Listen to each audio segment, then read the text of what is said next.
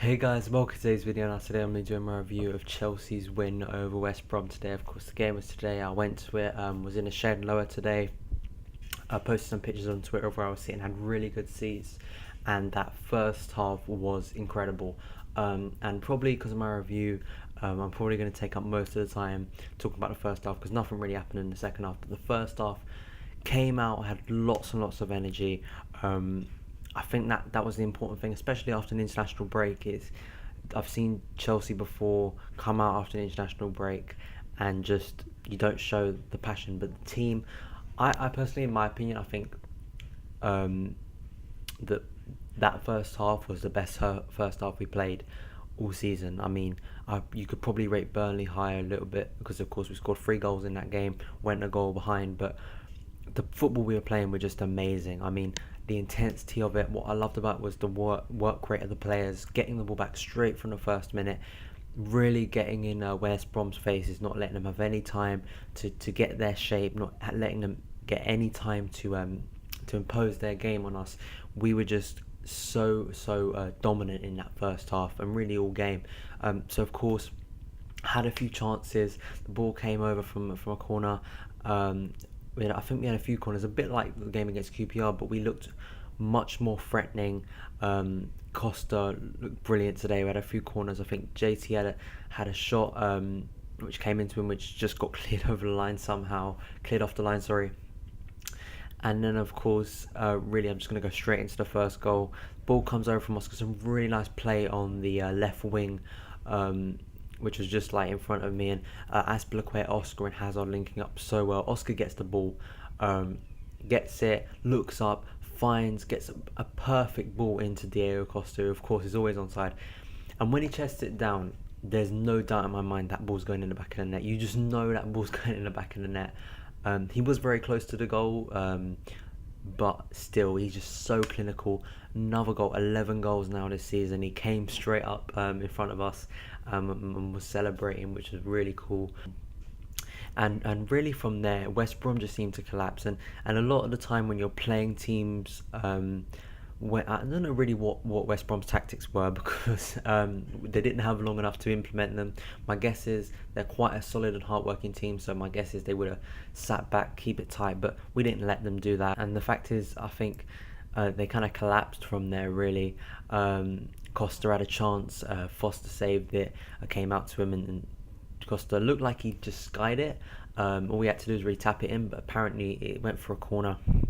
Second goal, and it was a really nice work from a corner. Now, usually I'm not someone who likes short corners because I think I'm just someone who especially, I've said this before on here, when we have so many big and physical and tall players in the box, you've got to utilise that, especially Fabregas, whose corners have been better. We've since I said, and people have been commenting to me, like saying about the stats of how we've scored a lot of goals from corners. Yeah, and I expect us to do that. But I think I said in the QPR we waste too many corners. Today we weren't wasting corners, and I don't think we've been wasting corners in the past couple of games. We've been using them to our advantage, and that's what you've got to do when we've got that power. And people will show me stats of how we're doing good in the box, and we're getting goals from set pieces, great, but we've got to be getting more goals from set pieces. We've got to improve on that. We've got to make sure every corner counts, or at least we're testing the goalkeeper. We're getting the ball past the first man. Hazard, just brilliant link-up play of Cesc for the second goal. Gets it, short corner, caught everyone by surprise. I think everyone was looking in. I was looking in the box at the time. The ball just comes in quickly. Hazard takes a touch, shoots, and it goes in 2-0. And at this point, we're cruising.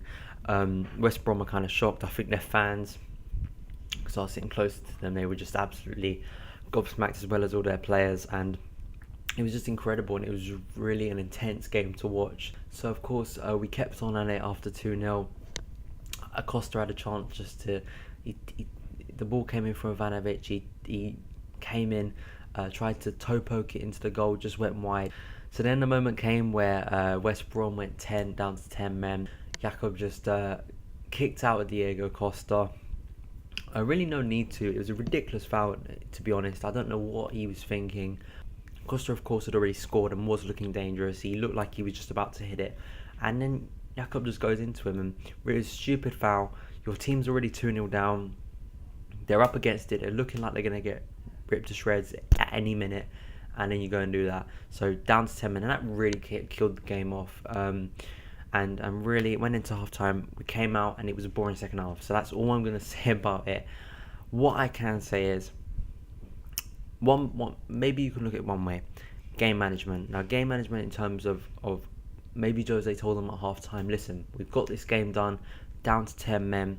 Let's keep good passing, good football, but don't go and tie ourselves, because we've got a crucial game on Tuesday in the Champions League away to Schalke. So there could have been that into it. But I just think with 10 men, I think, I think if maybe West Brom had 11 men, what would have happened? Because I think they would have been a lot more adventurous, especially in that second half, and they may have gone for a first. They didn't, because they were just trying not to get beat by 5. But I just think we have the ability, and we're showing we have the ability to score loads of goals and just rip teams apart, and I think we've got to do that. Over the course of the season, maybe not going all out and tiring themselves too much, of course, will be a positive. But for me, just a little bit of a letdown considering the first half. It reminded me of the Burnley game, if any remember that. Had an amazing first half, but then just kind of wasn't as good in the second half and didn't score. It was kind of like a training match. 75% possession. We dominated the stats. So really, it's a great win, 2-0, top of the league, and really, I just think it is positive again.